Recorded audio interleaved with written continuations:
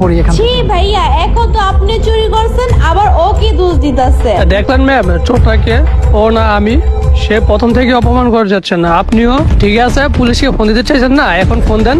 কি রে, এখন কল দিব পুলিশকে? কল দেই না, কল দিব না। পরে এই ভিডিও আমি সোশ্যাল মিডিয়াতে ভাইরাল করে দিব।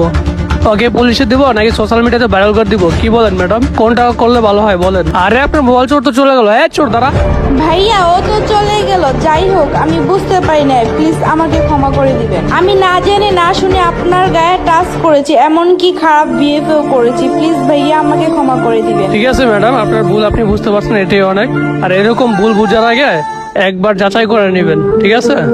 আচ্ছা ভাইয়া, ঠিক ধন্যবাদ। আছে ম্যাডাম, এই ধরনের ভুল নেক্সট টাইম করেন না। বন্ধুরা, কাউকে কখনো না বুঝে অপরাধী মনে করবেন না, হতে পারে সে আপনার উপকারী বন্ধু। নতুন নতুন ভিডিও পেতে লাইক, কমেন্ট, শেয়ার করে পাশে থাকবেন। ভিডিওটি দেখার জন্য থ্যাংক ইউ।